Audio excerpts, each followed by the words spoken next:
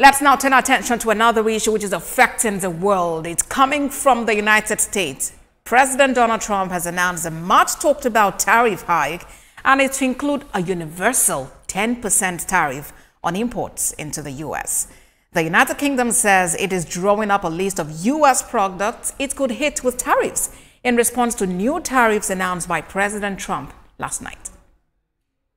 In a 50-minute speech by the president, he described yesterday as Liberation Day and part of his plan to make America wealthy again. From Wednesday, the United States imposed a 25% tariff on all foreign-made automobiles. Starting from the 5th of April, a baseline tariff of 10% will be applied to every country, including the UK. Give our country protection against those that would do us economic harm. If you want your tariff rate to be zero, then you build your product right here in America. The European Union has described the development as a major blow to the world economy with dire consequences for the entire world.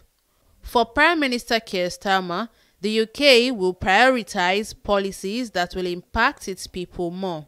President Trump's announcement of universal tariffs on the whole world, including the European Union, is a major blow to the world economy.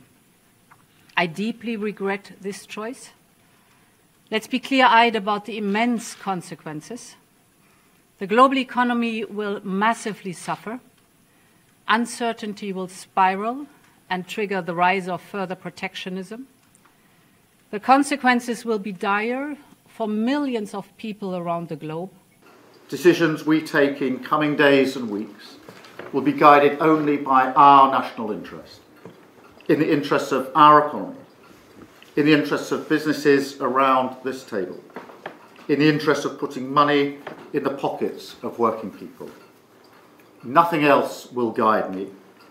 That is my focus.